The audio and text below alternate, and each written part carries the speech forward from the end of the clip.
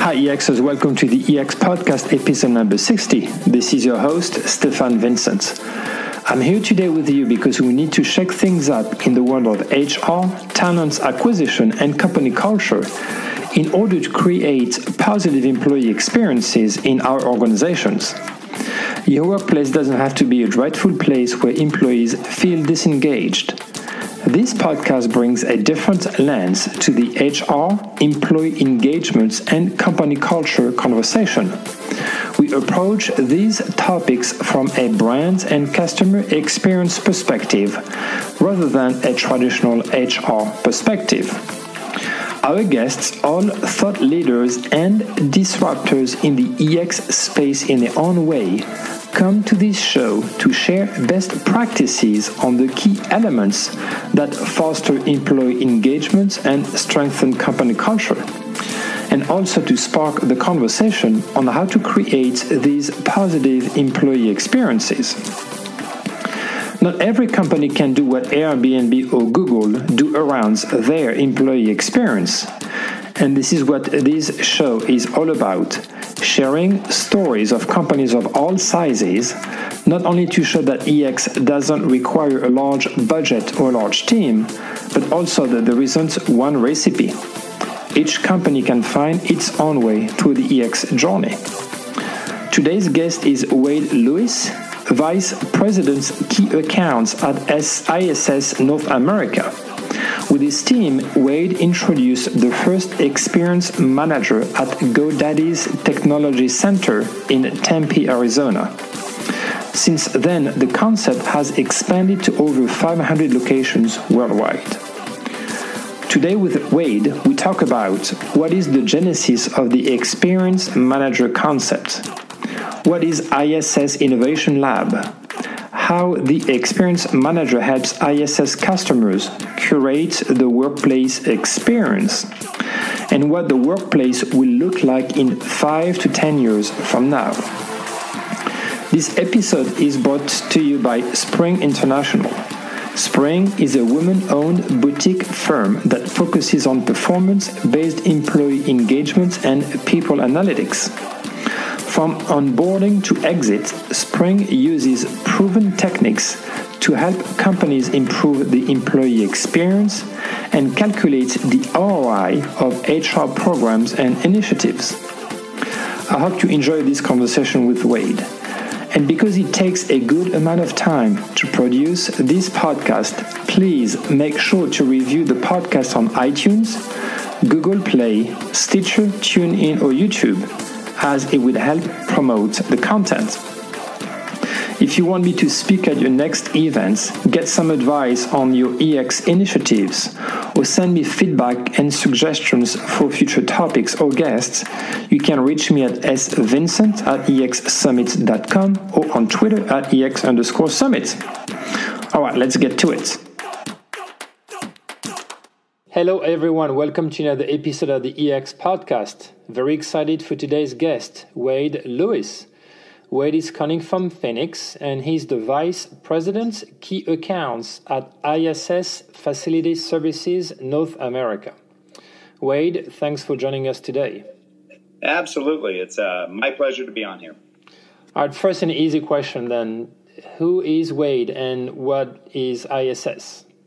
All right. So in typical Wade fashion, we'll flip that and we'll start with who is ISS. So ISS is a global facilities management company who was founded in Copenhagen, Denmark in the late 1800s and has grown to, we have just under 500,000 employees globally operating in 47 countries currently.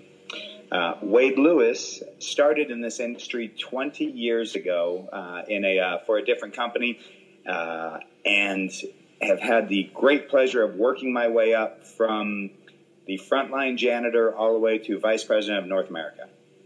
That's pretty impressive. So ISS has 500,000 employees worldwide? It does. So the key differentiator for ISS from a lot of different companies is we believe that in self-performing the work, we are able to culturally align our employees with the mission and vision of ISS that sometimes can be difficult when you're dealing with multiple subcontractors. Okay. And how many countries are you based, or do you have operations in? Yeah, so currently we are in about 47 presence countries, and we do business in about 65 countries. So we have partners in other countries as well, where ISS does not have a physical presence. Okay. Do you cover pretty much all the states in North America or in the U.S.? Precisely? We do. We are in most of the states in the U.S. Really, our locations where we don't have a presence would be in parts of Africa and then parts of the Middle East. So everywhere else, Asia Pacific, Europe, we're very big in Europe. I tell people that we are like David Hasselhoff. We are not very popular here in the States, but we're big in Europe. So out of our 500,000 employees, we've got about 21,000 here in the States, but we are growing.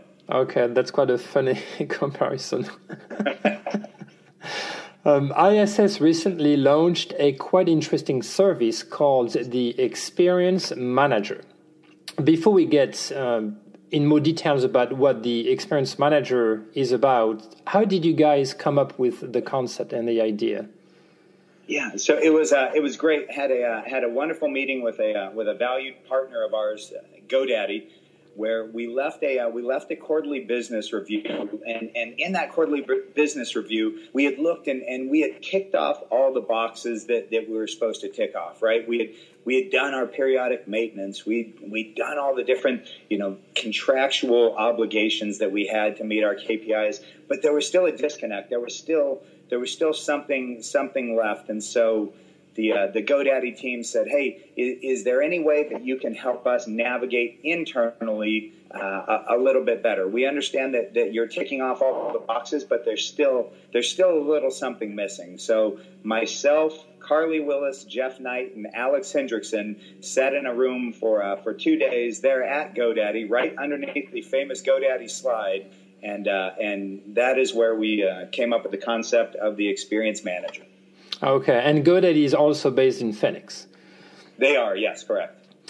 I talk a lot on this show and through the EX Summit events on the application of customer experience concept and methodologies to the employee side. It's very much what the Experience Manager does. At a high level, can you explain what the Experience Manager does in those facilities where he's represented? Yeah, so the Experience Manager, so historically in the facilities management industry, we have asked engineers to run buildings, right? That a lot of times they might be the most skilled, or technically skilled person in that facility, and so we have felt that it was the right fit to have an engineer run a facility, and so what we discovered in our 2-day where we were really trying to understand and meet a need for GoDaddy was that mindset, that engineer mindset of really task oriented, right? And you need that. We never wanted to diminish the role of an engineer by any means. We employed tens of thousands of engineers globally, but we just really wanted to say, hey, what are they able to deliver to the customer what the customer is looking for with their skill set? Do they get out of bed in the morning wanting to absolutely nail the CEO's farewell party? And the answer we found was no. They would love to make sure that they keep their building in world-class conditions with all the technical equipment throughout there. But a lot of the soft services on the hospitality side, that was a little bit missing. And so the Experience Manager was born in that, okay, what if the person running that building was focused on that? And really their skill set was more around the soft services and the hospitality side, where they were looking more for the overall experience. Now, the overall experience must include the right temperature, right? So you have to have your engineer there still, because if the building is 85 degrees, nobody's having a good time. So it was never diminishing. It was more about aligning people to their strengths. We talk a lot about flexible workplaces where employees can work from home, remotely, without showing up every day in the office. So obviously we must rethink the purpose of the office space as not just a place to show up, but a place of experiences, as you alluded. So can you share some examples of how some of your customers optimize the experience manager? Yeah, so the experience manager is really that enabler, right? So what we're looking to do is we don't want employees to work for the building. We want the building to work for employees. And so it's not about we created this facility and thou shalt, right? This is about Mr. Customer, what do you need? If you could just dream up anything in the world, what would that look like? And then it's us really trying to make the facilities and the experience meet those needs. And so it's just a different mindset. So when we're sitting down with our key stakeholders, we'll sit down and look at the next couple quarters for them and the events and what are they trying to do? What team members are they bringing on? What projects are those team members going to be working on? Are they going to need quiet? Are they going to need more screens? Are they going to need more huddle rooms, breakout areas? And then we're really designing and look at the entire building holistically and trying to take all of those key stakeholders and align the building to work for them, not them for the building. So how do you work with the tenants and with the company owning the building itself? Because obviously you have many different stakeholders inside a specific building. You may have multiple tenants. Usually you have one main owner, maybe one operation, maybe a company running the operations as well. So how does it work? Yeah, so again, that's great. So what we do is the NOS concept, which is the needs, outcome, solution, and evidences, and it's just a customer by customer. And so I have my range of customers goes anywhere from the business and IT sector to banking to industry and manufacturing to pharmaceutical. And so each one of those customers needs something different, right? I was in Canada this past week working with a valued partner up there, Bombardier. Bombardier's needs are greatly different than Rolls-Royce, which are greatly different than GoDaddy's. And so it's really about sitting down with each of those and then building the solution for them, again, not them for the solution. ISS is large, right? Again, 500,000 employees. We've been doing it for over 100 years. But with that, we don't want to force our solution down anyone's throat. We want to come. So, Mr. Customer, here's what we've seen. Here are the bevy of experiences that we have been able to provide. Which one would suit you best? And then we tailor make that to them. Because you're facing a sort of conflicting challenge as well. So you want to scale up the concept of the employee experience, but you also want to be able to customize it to every tenant's needs, right? So how do you manage those two aspects? Yeah, so great question. For us, it's around education, right? So what we're trying to do is help companies understand total cost of ownership. So this isn't about spending $2,000 on a computer screen. That's not the cost. The cost is what will go missing if you do not have that screen? What lack of productivity? What the serendipity effect? Right? There's so many things that we look like. It's looking at that and saying, okay, well, that $2,000 cost that's not really going to that's not going to break the bank, but the ROI on that, the return on investment, could be $10,000 for that. And so it's around that educational piece to where if somebody is able to hand me $1 and I hand them back $1.10, the conversation stops being about how little can I invest in my facilities, and it really becomes about how much can I invest in my facilities if I'm getting this return on investment. And that's what we know, that employees who are taken care of by their companies and in the facilities, those employees, they produce more, right? We know that happy employees produce more for their companies. They have lower turnover. They have less sick time. They have less workman's comp injuries. There's just every measurable that a company wants is a direct result of having happy and engaged employees who are also equipped, and that's where we look and say, how can we equip those employees in that building to thrive? As you mentioned, GoDaddy is one of your customers, and they were the first ones to implement the experience manager role within the facility. What are some of the things that you've seen have changed at GoDaddy after that experience manager role was created? Yeah, so GoDaddy, just a phenomenal partner for us. So we came to them with a prototype, and her name was Carly Willis, and Carly came out of the hospitality industry, and so we tried her at the technology center there in Tempe, Arizona, for about 90 days. And at the end of those 90 days, Calvin Crowder, the Senior VP of Real Estate globally for GoDaddy, said we'd like them everywhere. And so as we rolled them out, people really saw the value around having a company that was not just about a bottom line and not about compliance, that they were genuinely out there. So our goal is to make GoDaddy the top employer of choice in their space. And so they had a vision to be on the Forbes top 100 companies to work for, and that was our vision, and that's what ISS was driving for. And so everything that we were doing, every experience manager was driving towards how can we help GoDaddy meet or exceed their needs with regard to getting on the Forbes top 100 companies to work for.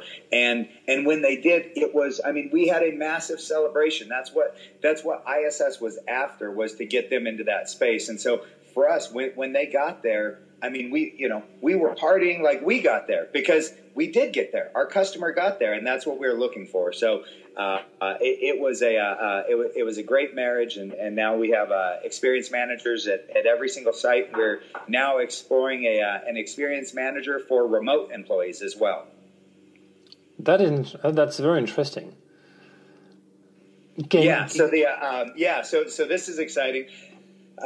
So at a facility, very easy to architect an experience, right?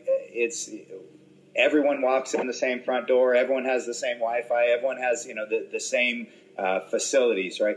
But remote workers don't have that, and a lot of times as a remote worker, maybe you get lost in the shuffle a little bit. And so now to have an experience manager for these set of remote employees, where this experience manager is saying, hey, I know that this person is sitting in a home which looks very different than any other place, or they're sitting in a Starbucks, or they're sitting in some other offsite location. How can we make sure that their experience, that they have every opportunity to thrive in their job? And so that has been just a phenomenal journey, and something that we are quite excited about. Again, taking this learning and then rolling that out globally. So are you guys doing the experience manager role in facilities where you have multiple tenants, or is it right now only one tenant? So we do have it in multiple tenants. So the concept of the experience manager was developed probably about 2.5 years ago, and it was refined at the GoDaddy locations, and then we actually gave it to the Iss Corporate Garage, which is our innovation factory in Copenhagen.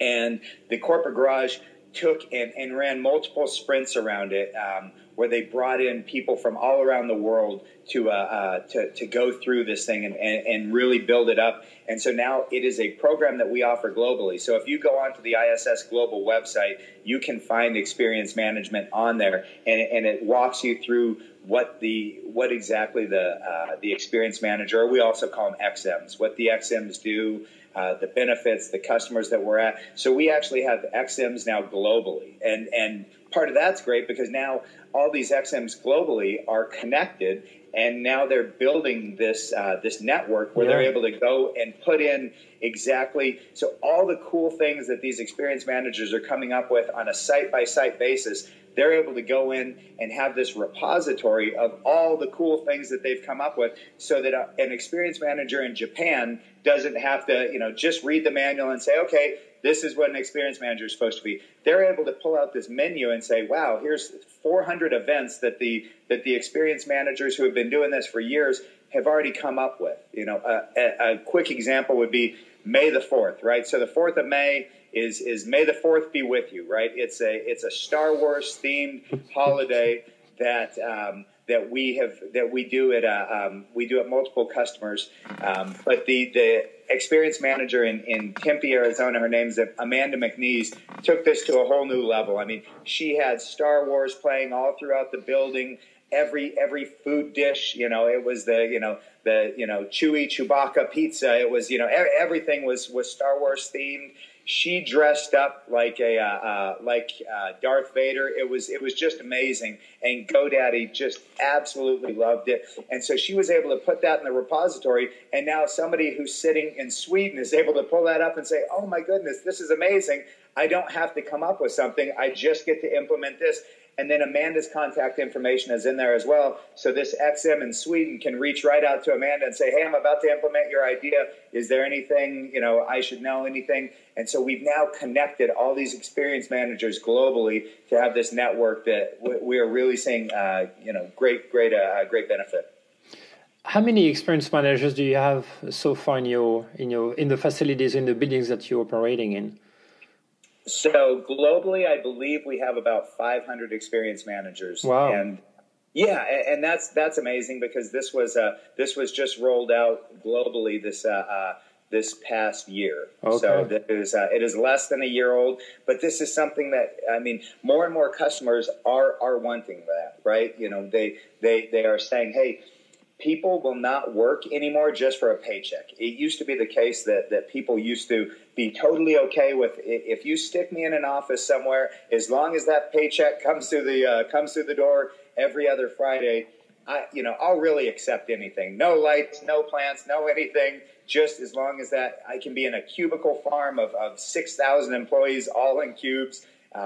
But as long as that paycheck comes every other Friday, and you see culturally that the world's moving away from that, and we're saying no, it's not just about money, right? It's about quality of life, and so we really feel that the experience manager is there to meet those needs as the world moves away from being solely motivated by money. Money now, I think, on most lists is number 5 or 6 on things that people work for, and so I love that. And so I love creating a position. I love having a position that really helps companies achieve those goals when they want to move away from solely motivating employees by money. How old is ISS? You mentioned earlier, is it about 100 years old? Yeah, about 119 years old. Okay, that's pretty impressive. And you do have an innovation lab that you call the Corporate Garage. Yep, the Corporate Garage. I was on the first sprint that we did on the Corporate Garage, and absolutely fell in love with it, and have stayed very connected, and so much so that I was actually asked to be on the board. So I'm on the board globally for the ISS Corporate Garage. And it's one of the most exciting things for me. We take our employees in there, we take customers in there. We'll run week-long sprints where we sit down and try and figure out, we call them big hairy problems, right? That our customers are facing that may not even have to do 100% with our services or the facilities that, we had one customer ask us, how do we improve the gratefulness of our employees, right? We provide all these great perks, benefits, and all this stuff. How do we increase the gratefulness? And we ran a sprint on that. And that was, that's amazing, right? Those are things that get you out of bed. From a facilities management perspective, the same way that companies used to really care about bricks and mortars, facility management companies used to care about just the cleaning aspect, right? It was really around the cleaning and the engineering. And so, Mr. Customer, let me tell you about this amazing vacuum that I have. And it was Calvin Crowder who said, Wade, please don't speak to me about vacuums and microfibers. I assume that I hired the best. And so I assume that you know how to do all these cleaning things. And I just want to assume that the cleaning's done and that everything's done. And I want to see the metrics behind it. But I don't want to spend time discussing that. I want to spend time discussing how ISS is going to help me attract, motivate, and retain top-tier talent globally. Let's talk about how the workplace is changing then. How does ISS see the workplace evolving in the next, let's say, 5 to 10 years? Yeah, so we've kind of spoke a decent amount about it. We feel companies have for a long time really focused on the bricks and mortar of the buildings, and now they're really starting to see that it's about employee experience. And you look at these companies who are having a hard time finding employees, and these are companies like Google and Apple and they are paying like crazy, and they have the most amazing perks and benefits in the world, and they're still struggling to find talent. So we're seeing that it's not just about pay, and it's not just about having different perks, right? It's not just about having a gym in your facility, but does everything there work for you, right? And a lot of that's tribal, and so it's a company who comes with great humility and saying, Mr. Customer, I don't want to force something down your throat. I want to find out what works. I mean, you look at just here in the U.S. even, one of our most popular items in the food in the cafe in Iowa is the baked potato buffet bar, right? Where it's that's a very Midwest thing, right? Loaded up with butter and sour cream and chive and bacon and all that stuff. If you were to serve that in the Bay Area, you might have some people saying, "What are you doing? I haven't had a carb since 1992." And so it's really, for us, it's about learning our customers and trying to build that solution that fits for them. ISS, as you mentioned, is a global company. Where do you see this experience manager concept taking place more rapidly is it mostly in North America? Do you think that Europe is more attentive to what's going on in the workplace, or maybe Asia? What are some of the trends you're seeing right now? Yeah, so it's a great question. Seeing it here in North America, also seeing it in Europe. Europe does a phenomenal job.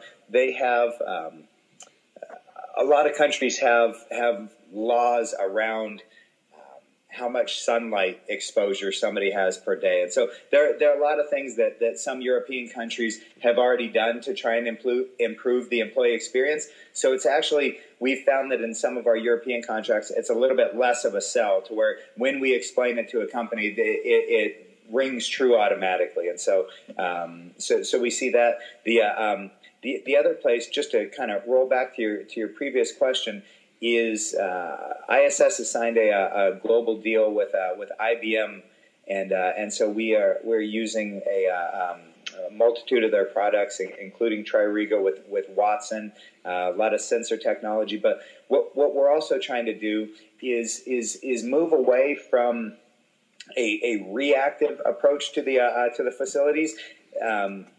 So we want to most effectively utilize our labor so that we're providing the most cost-effective solution that still meets all the employee experience type things. So instead of just saying we're going to clean a space every 2 hours, we now can put a sensor in there, figure out what we want that space to look like, and then realize that, okay, so that restroom, after about 75 people going in and out of that restroom, it needs to be serviced. So instead of having somebody just show up there every 2 hours, and maybe sometimes they end up cleaning a clean restroom because only 25 people have been in there, we've now been able to install sensor technology so that you allow that employee more flexibility to focus on employee experience there in the building, and then be able to get a text on their phone that says, hey, the 70th person just walked in the restroom, so make your way over there in the next 10 to 15 minutes because we know that aesthetically it's going to need attention. And so as we're doing that, I mean, that's just a much smarter way to work from that proactive perspective. But again, it's not around doing that. Obviously there's cost savings involved where customers need cost savings. But what we're really pushing for is, Mr. Customer, what if you took that money and reinvested it back in your employee experience? So again, you're able to turn down your attrition and you're able to turn up your productivity and efficacy in your operations. What kind of background or skill sets are you looking for when you hire people for those roles of experienced managers? Yeah, so the hospitality industry has really lent us some great employees. We just recently brought an employee on. His name is Osama Adwib, and he comes from the high-end hotel industry, and it's just such a fit, right? He sees things. So from a facilities perspective, again, we've been very focused for many years on compliance, right? And did we do all the PMs that we were supposed to do? Have we checked all the boxes? And the hospitality industry actually has all those same things. I mean, if you think about it, at a high-end hotel, they have engineering, they have boilers, chillers, they have everything. They have food service, they have security, they have reception, they have everything that we have in a building. But you would never, if you went to the Ritz-Carlton, right, you would, I don't think that they know how to give bad customer service, right? And so that's the culture that we're trying to build, is to where we don't know how to not give good customer service. I mean, it's in our DNA. And so everything that we do must align itself through that great customer experience. So it doesn't matter if you did all your compliance things. If the customer experience is off, it's just not going to work. And so we see that coming out of the hospitality industry quite a bit. Okay. Now, before we conclude for today, let me ask you some fun questions so that our audience get to know Wade a bit more intimately. And I know that you travel quite a bit for your job. So, among all the places that you've been to, what is your favorite place? Oh gosh, okay. I'm gonna go with Italy. So we did Italy this past summer. And it was phenomenal. Just the culture, the history, and I would be remiss if I didn't say the food and the wine. Okay, where did you go in Italy? So we started in Rome. We stayed in Trastevere, which is just a beautiful. For anyone traveling to Rome, stay in Trastevere. Pop out and go do all the other things, but Trastevere is just a phenomenal neighborhood that we just fell in love with, and we'll be back as soon as we can. We then traveled up to Florence for a couple days, and then finished our trip in Venice. Okay. So just a phenomenal time. What would be the most surprising place you've been to? Something that you didn't expect? Oh gosh, let's see.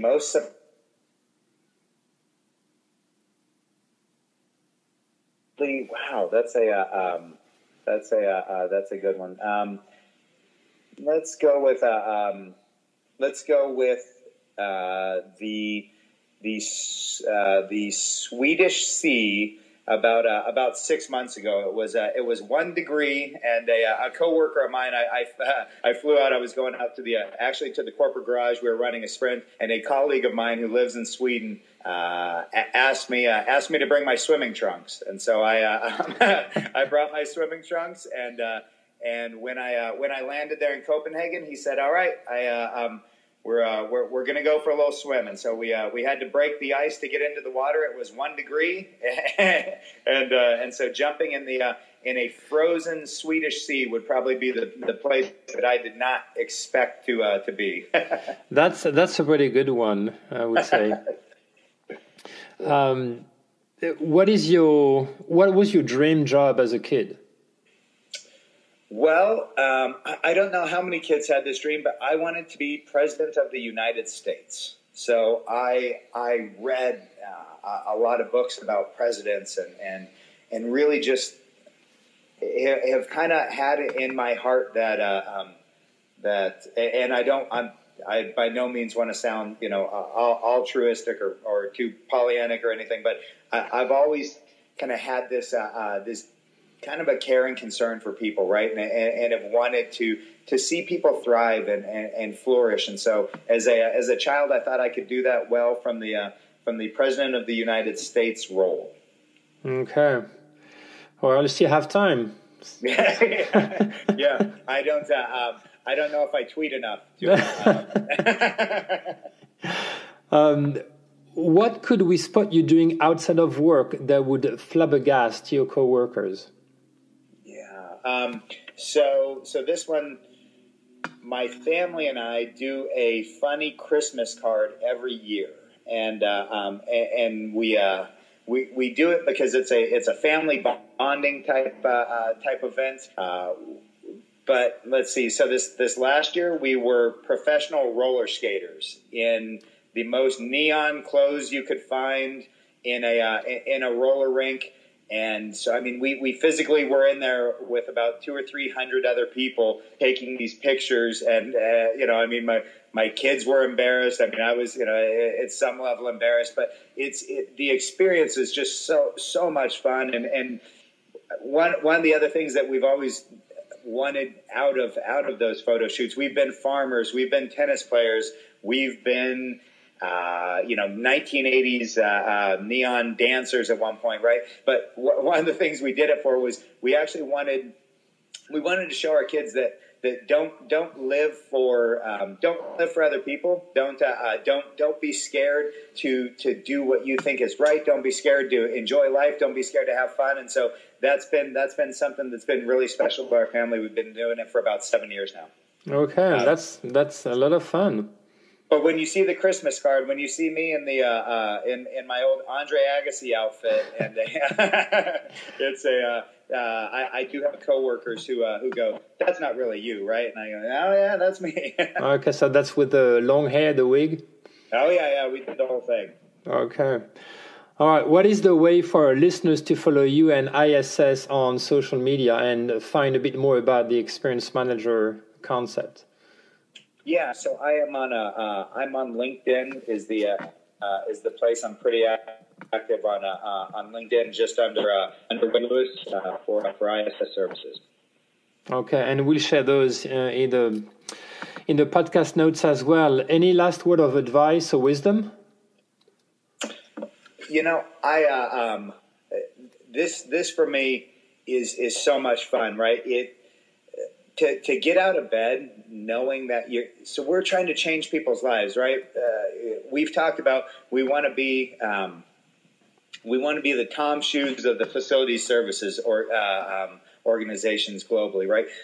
I want to change people's lives. I want people coming to work and leaving just blown away, knowing that they work for this amazing company in GoDaddy, in Rolls-Royce, in whatever that customer may be. But I want their lives changed. I want them going home a better person. I want them going home because then they're better to their family and friends and pets and whoever it may be, right? They're a better person in the community because they feel loved and they feel cared for. And so, as much as we can really just start talking about the genuine care and concern for people and making that in the forefront of our minds every day. So the fact that I get to do that at work and do that at home and not have to, have this dichotomy between home and life. And this is what I do and working for a company that